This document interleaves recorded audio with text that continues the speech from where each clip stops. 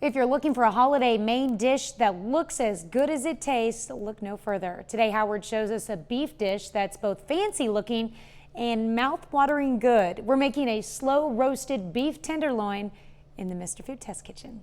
With Christmas just days away, if you haven't decided what to serve, it's time to get serious. My suggestion, if you want to go all out, serve beef tenderloin.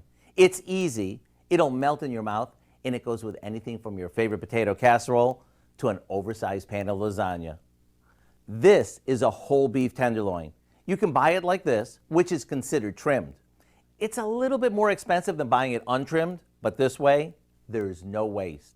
Now, depending on how many people you're expecting, you can roast the whole thing or use half and freeze the rest like we're doing today.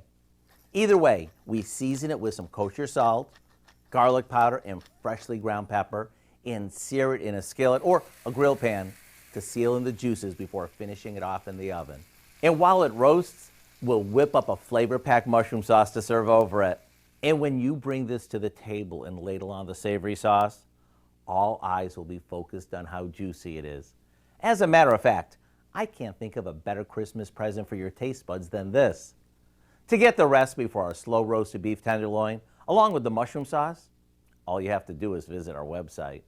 I'm Howard in the Mr. Food Test Kitchen, where today we found a fancy holiday way for you to say, ooh, it's so good. You can find this recipe along with a lot more good food from the Mr. Food Test Kitchen online. Just go to our website at KOAMnewsnow.com.